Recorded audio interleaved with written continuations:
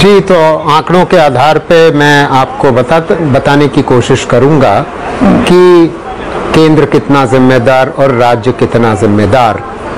तो पहली बात तो ये कि 2018-19 में कोविड से पहले हमारे देश का कर्ज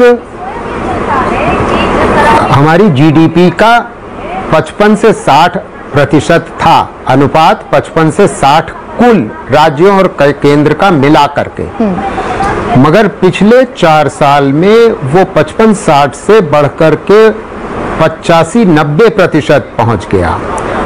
अब मैं राज्य और केंद्र का अनुपात बता देता हूं। जब 60 था तो उसमें से 30 से कम राज्यों का था और 30 से अधिक केंद्र का था।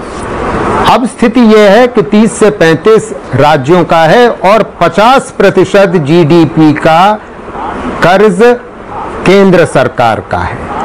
तो ये समझना आवश्यक है कि ये जो 55 लाख करोड़ से 155 लाख करोड़ हुआ है 14 और 23 के बीच में, उसके 4 कारण मैं आपको बता देता हूं कि ये केंद्र सरकार ने इतना कैसे बढ़ा लिया अपना कर्ज। पहली बात, 2004 और 14 के बीच में अगर कर्ज का अनुपात 55 और 60 के बीच में लगातार निरंतर बना हुआ था तो उसका एक बहुत बड़ा कारण था ग्रोथ रेट। हमारे देश की विकास दर 8% थी, जो 15 के बाद गिर करके 5.7% रह गई है पिछले 9 सालों में। तो जब ग्रोथ कम होती है तो सरकार की आमदनी भी कम होती है। दूसरी बात, सरकार ने 2019 में इलेक्शन से पहले ये निर्णय लिया कि मिडिल क्लास का वोट चाहिए हमें आज, तो पर्सनल इनकम टैक्सेस घटाए गए फरवरी के बजट में और मिडिल क्लास का वोट सरकार को मिला।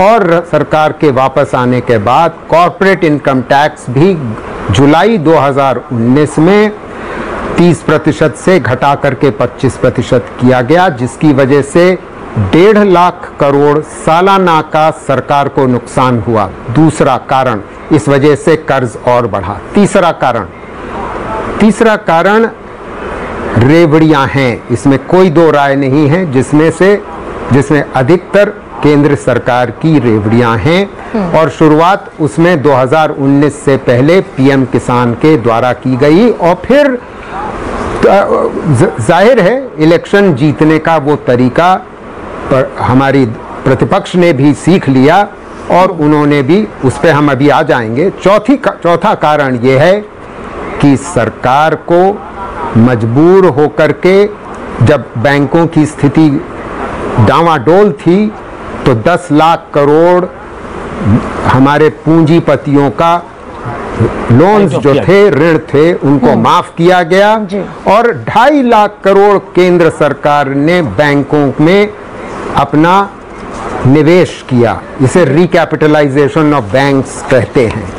तो इन कारणों से कर्ज केंद्र सरकार का जबरदस्त तौर से बढ़ा है और इस समय क्योंकि अधिकतर जिम्मेदारी इस कर्ज बढ़ने की केंद्र सरकार की है, आपको ताज्जुब नहीं होना चाहिए कि जब इलेक्शन आएगा तो दोनों ही, चाहे पक्ष हो चाहे प्रतिपक्ष हो, दोनों ही रेवड़ियां बांटेंगे और इसमें फायदा किसी का बहुत ज्यादा नहीं होने वाला है। हालांकि आखिरी बात ये याद रहे कि जब आम आदमी पार्टी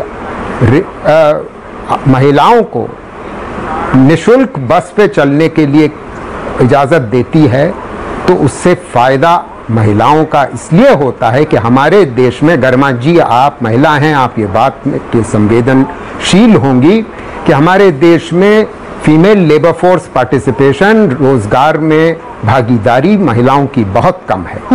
और आम आदमी ने तब किया ये जब वो हेल्थ और एजुकेशन पे खर्च कर रहे थे, उसके बाद ये किया है।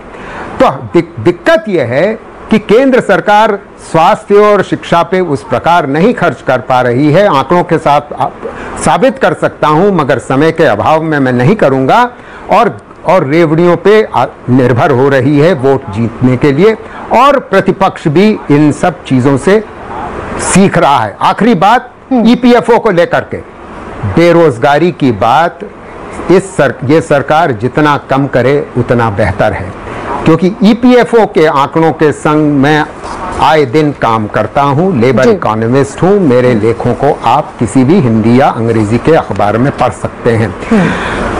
असंगठित क्षेत्र के ईपीएफओ के आंकड़े बिल्कुल भी मायने नहीं रखते, इसलिए क्योंकि वो आपको सिर्फ न्यू रजिस्ट्रेशन बता रहे हैं, वो ये नहीं बता रहे कि कितने लोग रजिस्ट्रेशन छोड़ के चले गए, कितनी की नौकरी चली गई।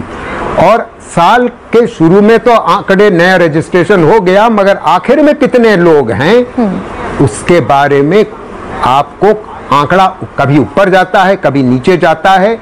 तो कोई भी